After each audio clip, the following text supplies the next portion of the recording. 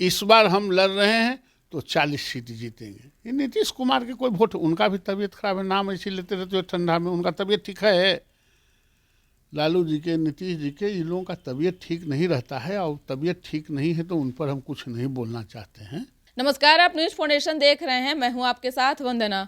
बिहार में शुरू से जातिवाद की राजनीति होती रही है, चाहे हम बात कर लें 90 के दशक या फिर उसके बाद की राजनीति की हम बात कर लें।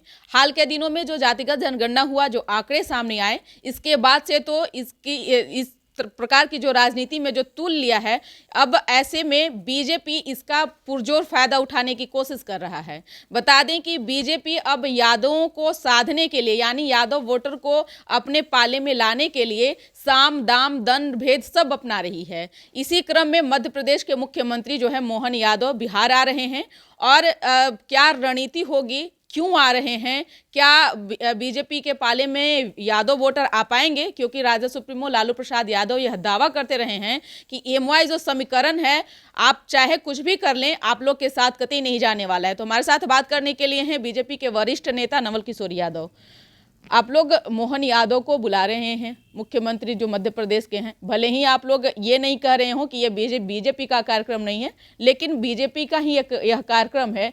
क्या इसके तहत आप करना चाह रहे हैं? क्या बिहार की राजनीति में सचमुच में आप यादवों को अपने पाले में ला पाएंगे? क्योंकि लालू प्रसाद यादव तो पहले से दावा करते रहे हैं। अरे पहले तो ये संशोधन करो कि हम लोग नहीं बुला रहे हैं, स्वयं सेवी जो संगठन है यहाँ का वो बुला रहा है मोहन यादव जी को। हम लोग कहाँ बुलाए? हम लोगों का कहीं फोटो देखी हो, कहीं कोई कटआउट देखी हो, कोई गेट बैनर देखी हो? हम लोग तो उसमें, चूंकि हमारे पार्टी के चीफ मिनिस्टर हैं, इसलिए हम लोगों को एयरपोर्ट पर भागीदारी करेंगे। ज़रूरत पड़ी तो कृष्ण मेमोरियल हॉल भी हम लोग कुछ लोग जाएंगे, लेकिन ये मूलतः स्वयं सेवी संगठनों का ये कार्यक्रम है, इसलिए इसको भारतीय जनता पार्टी से मत थोपो। हाँ, भारतीय जनता पार्टी के ही चीफ मिनिस्टर हैं, और भारतीय जनता पार्टी ही कोई समाज में जो दबे कुचले हैं, जो गरीब हैं, गुरबा हैं, जो काम करते हैं, जो कार्यकर्ता है, उसको चीफ मिनिस्टर बनाती है, वो पार्टी के प्रेसिडेंट बनते हैं। और दूसरे पार्टियों में धर्म के आधार पर, जात के आधार पर, बेटा बेटी के आधार पर बनाया जाता है। हमारे पार्टी में इस तरह के प्रचलन नहीं है, इसलिए इसको हमसे जोड़ के नहीं देखो, सोसाइटी से जोड़ के देखो। लेकिन फायदा तो हर हाल में तो आप ही लोगों को हो रहा है ना, बीजेपी को हो रहा है। तो क्या आगे का समीकरण क्या है, क्या रणनीति है? का फायदा तो हम घाटा कर देने लगाने के लिए राजनीति कर रहे हैं। नरेंद्र मोदी जी का चेहरा इतना बड़ा है देश में और दुनिया में कि जहां उनके चेहरा को आगे करते हैं सब वोट कलेक्शन हो जाता है। तो वो नरेंद्र मोदी जी का व्यक्तित्व है, नरेंद्र मोदी जी का प्रभाव है, नरेंद्र मोदी जी को काम करने और मतदाताओं के दिलों में छाने का अपना एक व्यक्तित्व है, उसका ये परिणाम है। फिर बुलाने की क्या नौबत है गई? तो कहे मध्य प्रदेश के मुख्यमंत्री बिहार में नहीं आएंगे, बिहार के मुख्यमंत्री मध्य प्रदेश में नहीं जाते हैं। कह रहे हैं कि अकेले मोदी ही काफी हैं, तो मोदी जगह जगह पे बीजेपी को फिर प्रचार करना क्यों इतना आवश्यक? और तो बिना प्रचार के हम लोग हाथ धो के घरे बैठ जाएं? अरे गजब बात है। तो हम लोग नरेंद्र मोदी जी के अनुयायी हैं, नरेंद्र मोदी जी के नेतृत्व में काम करते हैं, तो हम लोग जनता में नहीं जाएंगे? हम लोग पार्टी में काम नहीं करेंगे? ये करते हैं, इसीलिए नरेंद्र मोदी जी का प्रभाव बड़ा है ना। वो जो करते हैं उसको हम लोग गांव गांव तक, जन जन तक फैलाते हैं। लेकिन लालू यादव तो कह रहे हैं ना कि ये लोग चाहे कुछ भी कर लें, कुछ इससे फायदा नहीं होने वाला है, क्योंकि चाहे ये लोग यादव वोटर को तोड़ने का काम करेंगे, चाहे मुस्लिम वोटर को, राजद से कभी भी वो जो है अलग नहीं हो सकते हैं। लालू जी को ऐसे ही उनका तबीयत खराब है, बोलने की आदत है। अब तबीयत ठीक है? तुम तो आती जाती हो। लालू जी ऐसे ही बोलते हैं। आपके भी तो पुराने सगे संबंधी रहे हैं, आपका भी पुराना रिश्ता रहा है उनसे। नहीं, तुम लोगों का रिश्ता ज्यादा रहता है, आते जाते रहते। ये बताओ कि तब की 40 सीट सब एमवाई समीकरण में उन्हीं को आ गया था। एक आध को जीत के आए हैं, खाता खुलवे नहीं किया, और सब वोट उन्हीं को दिया। तो मतलब ये एमवाई समीकरण चुनाव जिताने का समीकरण नहीं है। कितनी दफे मंच से खुलेआम कहते अरे वो कहते वो ऐसे ही बंदना, ऐसे ही लालू जी को बोलने की आदत है। वो मजाकियल टाइप आदमी है, मजाक करते रहते हैं। वो मजाक में बोले होंगे, सीरियसली बात नहीं बोल सकते। सीरियसली बोलते तो उनको एगो खाता खुलबे नहीं किया। 39 सीट हम लोग जीते हैं गठबंधन में, एक सीट गलती से गड़बड़ा गया, जिसको इस बार भी संशोधन कर देना 40 के 40। 2015 का बात आप लोग शायद बार बार भूल जाते हैं। तो 2015 में कहा लालू जी को 40 को सीट का आया था, 32 को सीट तो 2015 में हम ही जीते थे। अरे भाई इतिहास को टटोलो, इतिहास को जानो। और लालू जी तो ऐसे ही मजाकिया आदमी हैं, वो मजाक में कुछ बोल दो, मजाके के तुम लोग सीरियस ले लेते हो, मजाक किए होंगे। तो इस बार क्या लगता है, आप 2019 की जो बात कर रहे हैं, तो 2019 में नीतीश कुमार तो आपके साथ थे, इस बार तो ऐसा कुछ नहीं है। सीधा जो है आप देख सकते हैं कि राजनीति में तो जस तस की राजनीति तो नहीं हो रही है, लेकिन कुछ संभावनाएं बन रही है। लेकिन अब कब बनेगी, कब वो दिन आएगा, ये तो आप ही लोग तय करेंगे। लेकिन फिलहाल क्या लगता है नीतीश 2015 से 2019 पर छलांग मार के आगे। 2015 में हम अकेले लड़ रहे थे तो 32 सीट जीते थे, इस बार हम लड़ रहे हैं तो 40 सीट जीतेंगे। ये नीतीश कुमार के कोई वोट, उनका भी तबीयत खराब है, नाम ऐसे लेते रहते हो ठंडा में, उनका तबीयत ठीक है। लालू जी के, नीतीश जी के, इन लोगों का तबीयत ठीक नहीं रहता है, और तबीयत ठीक नहीं है तो उन पर हम कुछ नहीं बोलना चाहते हैं। हम लोग भी तो आदमी है ना, मानवीय दृष्टिकोण कुछ है ना, कि तबीयत खराब है जो ओखरे पर बोलते रहेंगे। तबीयत खराब है नीतीश जी का भी। तो आ रहे बीजेपी में स्वागत करिएगा ना। बात हुई है क्या आपसे?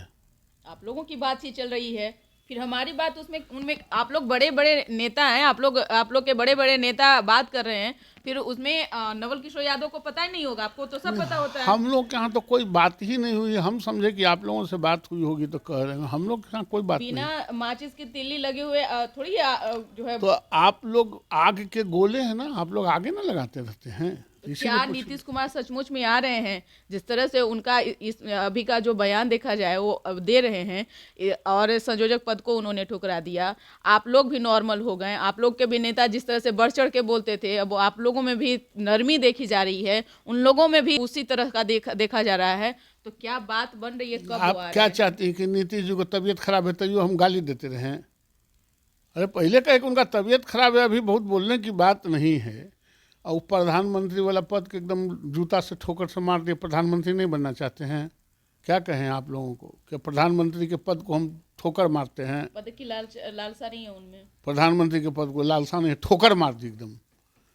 आप लोग से कह रहे थे, अब वो उनका मर्जी, प्रधानमंत्री नहीं बनेंगे तो उनका मर्जी, लेकिन हम लोगों से ऐसी कोई बात नहीं है, आप लोगों से हुई होगी। एक सवाल है कि शिक्षा विभाग के अपर मुख्य सचिव के पाठक का अभी जो चर्चाएं चल रही है फिलहाल, कि उन्होंने इस्तीफा दे दिया है। हालांकि अभी तक सरकार की तरफ से कोई इस पर बातें नहीं स्पष्ट सामने आई है। क्या लगता है कि वो ज्वाइन करेंगे? अब बताओ तो, ये औकर नौकर के क्या बात करती हो वंदना? अरे कोई जो समाज सेवक हो, कोई मिनिस्टर हो, चीफ मिनिस्टर हो, बात करते करते नौकरी करने वाले नौकर लोगों की बात करते हो। अब नौकर क्या करेंगे? हमारे ही यहाँ जो काम करने वाला आदमी है, वो नौकरी करने वाला, वो नौकर क्या करेगा, ये हम उसका जिम्मा लिए हुए हैं। वो तो उसके मन की बात है, नौकर नौकर की बात समझता है। लेकिन के पाठक ही ऐसा व्यक्ति हैं जिन्होंने शिक्षा विभाग में हड़कंप मचा कर रखा है। हड़कंप तो सांप भी मचा देता है। यहाँ बैठल हो ना, इतना आदमी, सांप आ जाए तो सब कूद कूद के भागने लगो। कमर में दर्द रहेगा उसको भी। इसका मतलब क्या हो कि सब कुछ सांप के पाले चल रहा है। अरे जो भयानक है वो भयानक है। सांप आकृति से भी बहुत सुंदर है, मगर बहुत भयानक है। मरल सांप के भी देखला पर आदमी को होश उड़ जाता है। ये कोई बात नहीं है बनना। तो लगता है कि शिक्षा विभाग में वापसी उनकी एंट्री होगी? ये तो आप बता सकते हैं। उनको भगाया कौन था? कहीं फुल कार्यक्रम में और या फुल कार्य कहीं रहे हैं फाटक जी? वो तो रहते नहीं है, वो तो उछंदर हैं, इधर से आए उधर से चल गए। जैसे सांप अपना खोता नहीं बनाता है, वैसे ही पाठक जी भी कहीं अपने खोता नहीं बना के नहीं रहते हैं। आज यहाँ हैं, कल वहाँ हैं, परसों वहाँ हैं। नीतीश कुमार के सबसे चहेते अधिकारियों में से वह भी एक हैं। तो लगता है कि नीतीश कुमार के सपनों का वो साबित कर देंगे। नीतीश जी का सपना क्या है? टीचर के गाली देवेला? नीतीश जी सपना क्या है कि जो महिला टीचर है उसको 200 किलोमीटर दूर गांव में फेंक देने का? नीतीश जी के सपना क्या है कि स्कूल में बाथरूम नहीं बने, बेंच डेस्क नहीं बने, स्कूल के बिल्डिंग ना बने, खाली टीचर के गाली दे? मतलब फिर नीतीश जी के बात यही है। नीतीश जी क्या अभी तबीयत खराब है, हम कुछ कहना नहीं चाहते हैं। नीतीश जी का ऐसा सपना तबीयत खराब में कैसे होगा? उनका तो स्वस्थ होने का सपना होगा। इसलिए ये सब कोई बात नहीं है। समय आ गया है नीतीश जी से दोस्ती करने का, तो क्या आप बोलेंगे? नहीं, हम लोग से दुश्मनी कब था? वो अपने गए थे कि हम उनको भगाने गए थे? फिर वापस आप ही लोग गले लगाने के लिए? वो तो आप कह रही है, हमारे यहाँ तो कोई ऐसा नहीं है, चर्चा नहीं है। और दरवाजे हम लोगों के, अमित शाह जी ने कह दिया कि दरवाजे बंद है। अब आप लोग लगल हो धक्का मार के दरवाज़ा खोलवाने में, तो तुम लोग समझो। बहुत बहुत शुक्रिया।